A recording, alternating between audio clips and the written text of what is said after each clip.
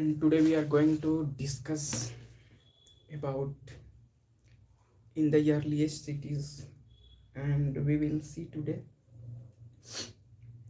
the chapter 3, how earliest cities seems like. Mm. Saving an old building, Jaspal and Harpreet were playing cricket in the lane outside their home when they noticed the people who were admiring the dila- dilapidated old building that children called the haunted house.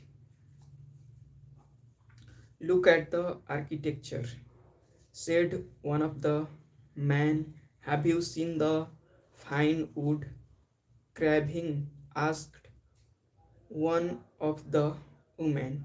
We must write a minister so that she makes arrangement to repair and preserve this beautiful house. Why? They wondered. Would anybody be interested in the old rundown house? The story of Harappa. Very often, old buildings have a story to tell. Nearly 105 years, 50 years ago, when railway line were being laid down for the first time in Punjab, engineers stumbled upon the site of Harappa in present day Pakistan. To them seemed like a mound that was a rich source of ready made high quality bricks. So they carried off thousands of bricks from the wall of the old buildings of the cities to build railway lines. Many buildings were completely destroyed. Then, about 18 years ago, archaeologists found the site and realized that this was one of the oldest cities in the subcontinent, as this was the first city to be discovered. All other sites from where similar buildings and other things were found were described as Harappan. These cities developed about 4700 years ago. Very often, old buildings are pulled down to make way for new construction. But you think it is important to preserve old buildings? What was special about these cities? Many of these cities were divided into two or more parts. Usually, the parts to the west was smaller but higher. Archaeologists describe this as the cit- citadel. Citadel. Generally, the part to the east was larger but lower. This is called the lower town. Very often, walls of the backed brick were built around each part. The bricks were so well backed that they were lasted for thousands of years. The bricks were laid in the interlocking pattern and made the walls strong. In some cities, special buildings were constructed on the citadel. For example, in Mohenjo-daro, a very special tank, which archaeologists call the Great Bath, was built in this area. This was lined with bricks, coat, coated coated with plaster, and made water tight with layer for natural tar. There were steps leading down to it from two sides, while there were rooms on all sides. Water was probably brought in the form of a well and drained out after use. Perhaps important people took a dip in this tank on a special occasions. Other cities such as Kalibanga and Lothal first uh, had fire altars where sacrifice may have been performed, and some cities like Mohenjo-daro, Harappa, and Lothal had elaborated storehouse. These cities were found in Punjab and Sindh in Pakistan and Gujarat, Rajasthan, Haryana, and Punjab in India. Archaeologists have found a set of unique objects in almost all these cities. Red poetry plants with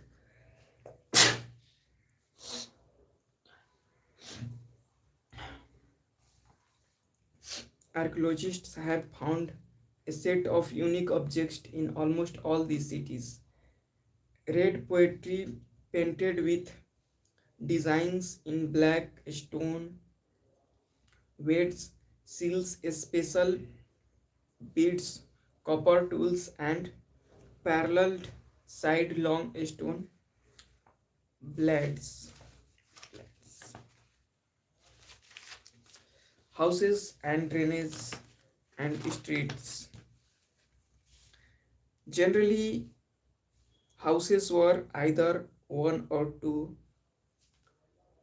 stories, storage, storage high, with rooms built around a courtyard. Most houses had a separated bathing area, and some had wells to supply water. Many of these cities had covered drains. Nothing how carefully these were laid out in straight lines. Although you cannot see it, each drainage had a gentle slope so that water could flow through it. Very often, drains in house were connected to those on the street and smaller drains to bigger ones.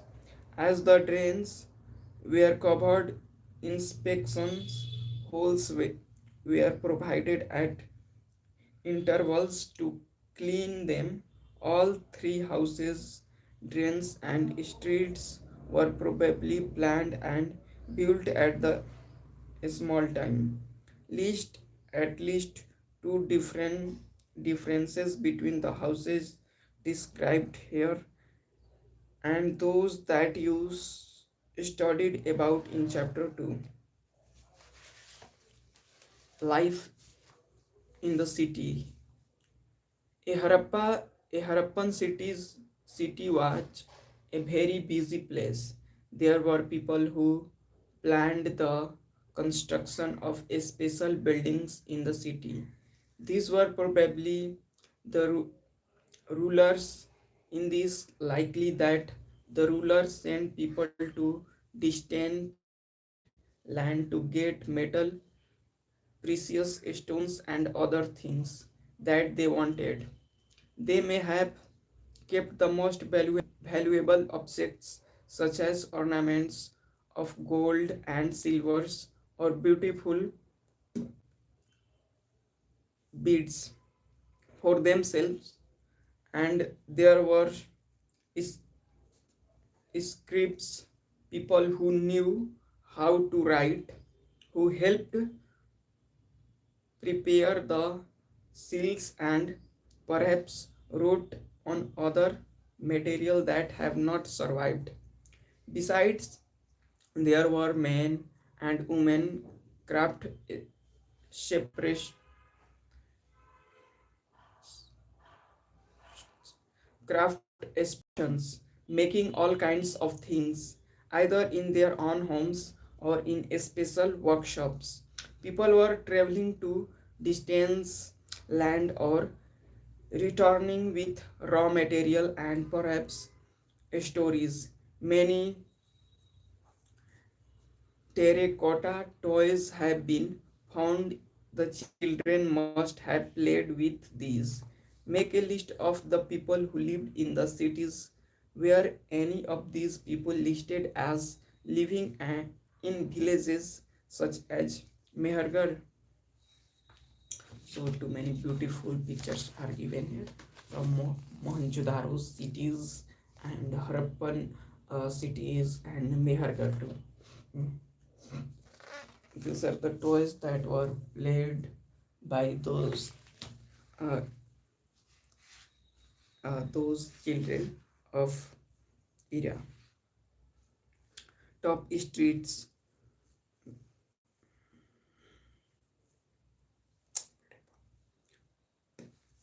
top streets in Mohenjo-daro with a drain above a well.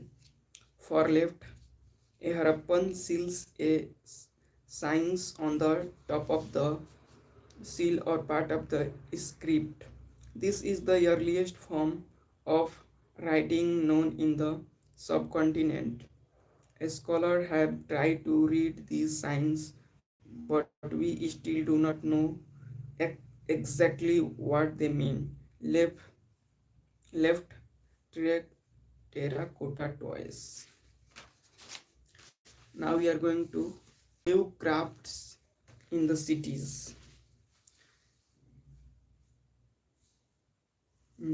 Firstly, we know about top stone whites, stone weights. Notice how carefully and precisely these weights are shaped. These were made of chart, a kind of stone. These were probably used to weight precious stones or metals, right? Many of these were made out of the carnelian and beautiful red stone. This stone was cut, shaped, polished, and finally a hole was borrowed through the center so that a string could be passed through it. For right, stone blades, bottom right, embodied cloth, a stone estate of an important man found from Mohenjo-daro shows him wearing an embroidered garment.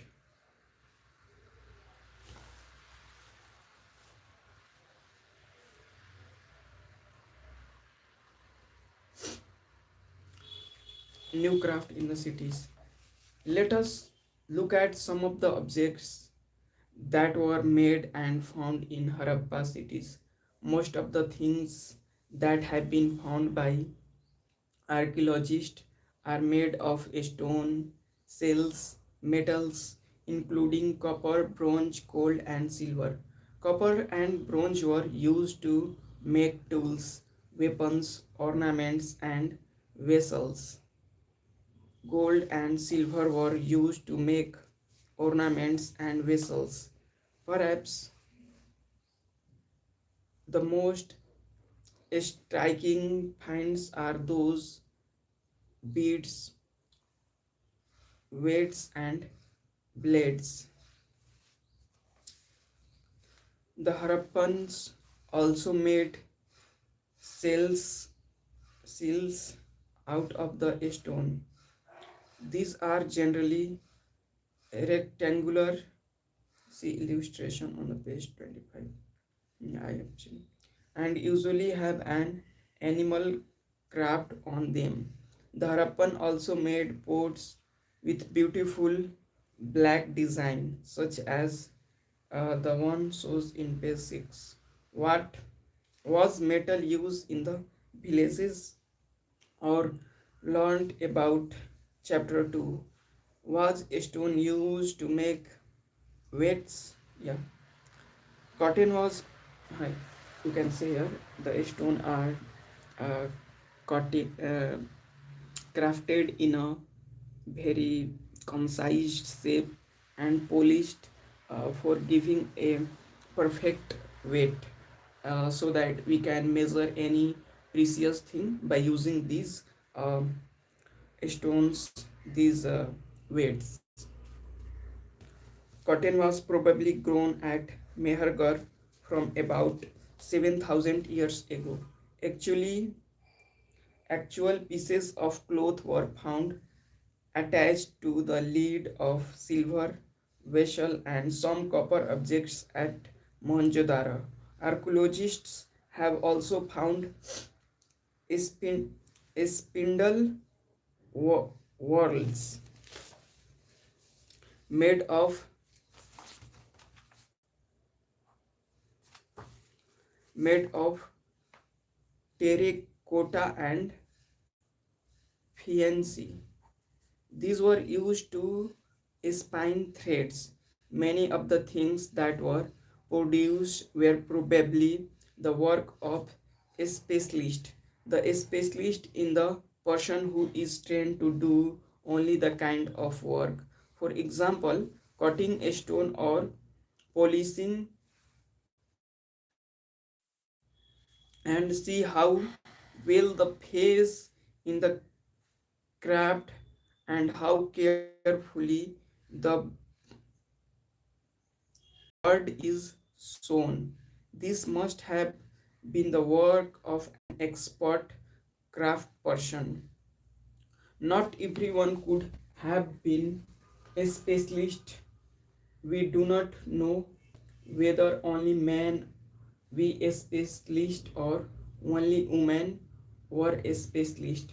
Perhaps some women and men may have been a specialist in search of raw materials.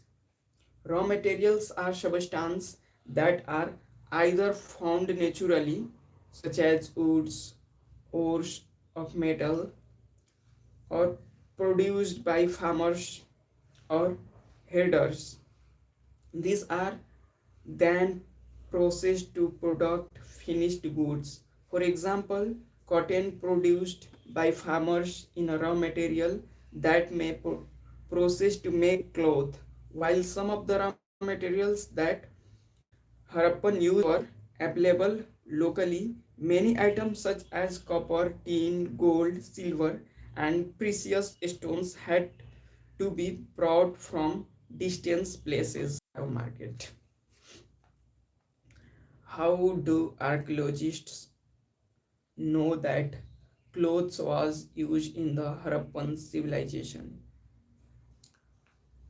Clothes by painting, by uh, digging some evidence of bones, and by researching with carbon dating and blah things. Match the columns. Copper we got from Rajasthan, gold from Karnataka, tin, tin, Gujarat, ton. Precious stones from Afghanistan. Nowadays too, there are lots of stones were in Afghanistan. Why were metals, writing, the wheels, and the ploughs important for Harappans? First, metals, writing, wheels, and plough. These all are the major aspects in, we can say, the fourth pillar of fourth all four pillar of the Harappan.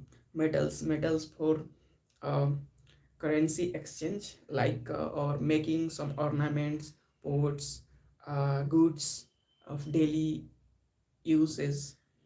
Writings for preserving his datas and making reports of his business and managing his all the ruler work.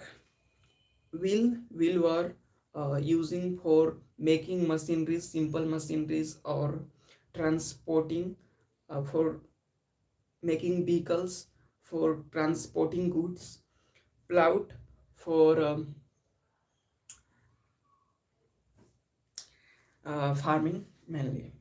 So these were the major uh, thing of Mohenjo-daro's and Harappan time.